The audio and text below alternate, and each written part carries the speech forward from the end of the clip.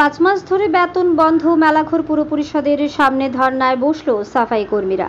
দীর্ঘ 5 মাস যাবৎ বেতন ভাতা থেকে বঞ্চিত মেলাঘর পুর পরিষদের সাফাই কর্মীরা বাধ্য হয়ে বৃহস্পতিবার দুপুরে মেলাঘর পুর পরিষদের মূল ফটকের সামনে ধর্নায় বসেন সাফাই কর্মীরা। জানা যায়, মেলাঘর পুর পরিষদের 24 জন সাফাই কর্মীরা 1500 টাকার করে বেতন ভাতা দীর্ঘ 5 মাস যাবৎ বন্ধ রয়েছে। অসহায় সাফাই কর্মী সহ তার পরিবারের সদস্যরা কাঠফাটা রোদ্দুরে জনগণের ভোগান্তির কথা চিন্তা করে সড়ক ছেড়ে মেলাঘর পুর পরিষদের মূল ফটকের সামনে ধর্নায় বসেন। এদিকে পুর পরিষদের চেয়ারম্যান সহ আধিকারিকেরা সাফাই কর্মীদের ধর্নার খবর পেয়ে পেছনের দরজা দিয়ে অফিস ছেড়ে চলে যায় বলে অভিযোগ সাফাই কর্মীদের। দীর্ঘ আন্দোলনের ফলে সাফাই কর্মীরা তাদের 1500 টাকা ভাতা মঞ্জুরি পেয়েছিলেন, কিন্তু মেলাঘর পুর পরিষদ তাদের এই বেতন ভাতা দীর্ঘ 5 মাস ধরে বন্ধ করে রেখেছেন। অন্যদিকে মেলাঘর পুর পরিষদের আধিকারিকদের বক্তব্য হলো, মেলাঘর পুর পরিষদ এলাকায় বর্তমানে অনেক বাড়িঘরের সংখ্যা বেড়েছে। 24 জন সাফাই কর্মী যে সমস্ত নতুন বাড়িঘর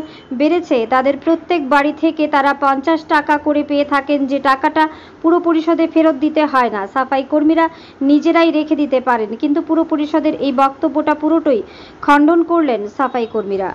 ব্যুরো রিপোর্ট, আরি, ধর্মনগর। কারণ কি আজকে একেবারে পৌরসভার মূল ফটকের সামনে অফিসের ভিতরে? দেখেন, আমরা গণতন্ত্রে বিশ্বাস করি। আমাদের জন্য যাতে আপামর মেলাঘরবাসীর কোনো সমস্যা না হয়, মূল ফটকের সামনে রাস্তা রেখে আমরা আন্দোলন করছি। আমাদের আন্দোলন ভিক্ষা আন্দোলন আপনারা দেখেছেন, সমস্ত মেলাঘরে আমরা বিভিন্ন ওয়ার্ডে ওয়ার্ডে আমরা এই আন্দোলন সংগঠিত করেছিলাম।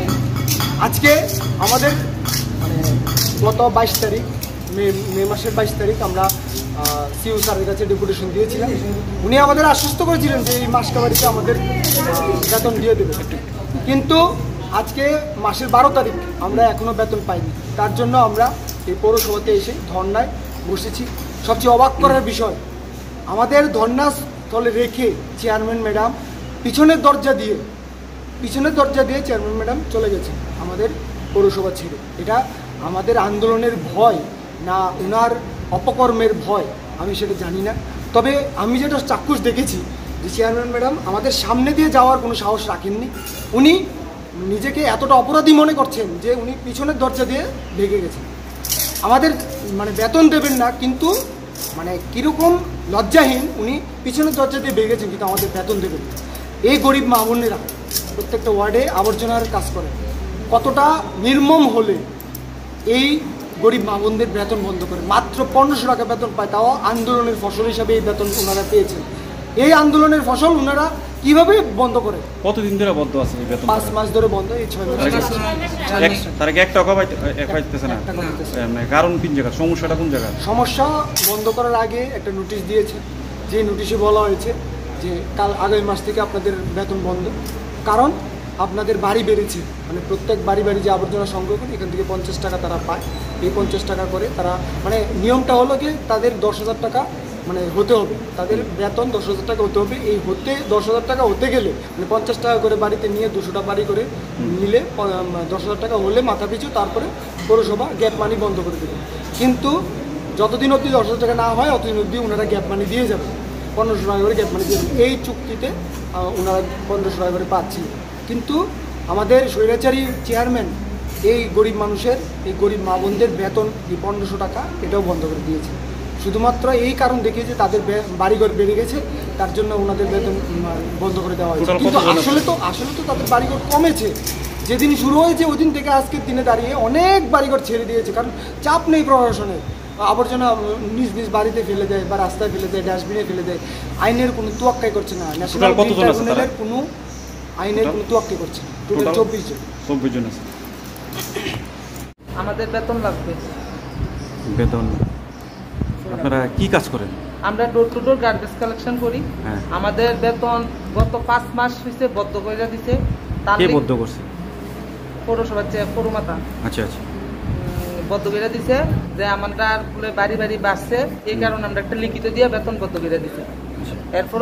তারপরও আমরা বহুতবার কাগজ দিছি, আমরা বেতন দেওয়ার লিগে বহুতবার রুমে যাই, সেটা বহুত কথা কইছি, বহুত মিটিং করছে, এমনকি ভলেন্টিয়াররাও মিটিং করছে।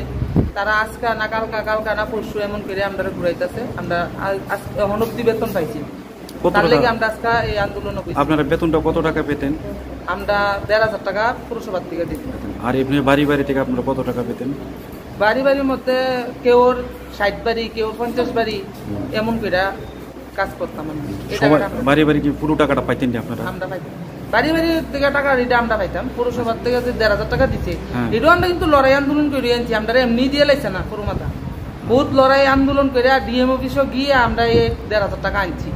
কিন্তু সেই 1,500 টাকা আজকে আমরা বদ্ধ করে দিচ্ছে 5 মাস। বাড়ি বাড়ছে, তারা গিয়ে তদন্ত করে দেখছে কি আসলে বাড়ি বাড়ছে না কমছে, কোনো কিছু খোঁজখবর না নিয়ে সেটা আমরা বেতনটা বদ্ধ করে দিল। কাউন্সিলরও দেয় না, এমনকি ভলেন্টিয়ারও দেয় না। তাহলে কি করে তারা কইতে পারে যে বাড়ি বাড়ছে? টোটাল কতজন আছেন আপনারা? আমরা 24 জন আছি। আপনারা 24 জনের বেতন একেবারে বদ্ধ? একেবারে বদ্ধ। এর মধ্যে 2টা ওয়ার্ডের 2টা লোক আমরার মতনই কাজ করে মৃত্যুর লোকে ফাঞ্জাল হচ্ছে। মানে তারা আজকে পয়সার লেগে আজকে তারা চিকিৎসা করতে পারতেছে না। ম্যাডামের তো উচিত ছিল না তারা দেহানের লেগে বা কোনো কিছু ওটা করণের লেগে। আমরা এই কাজ করতে করতে আমরা রুগে ধরে লেগেছে, কিন্তু এরপরেও ম্যাডামের মনে কোনো দয়া মায়া নাই যে তারা এটা দিয়া দেওয়ানোর দরকার।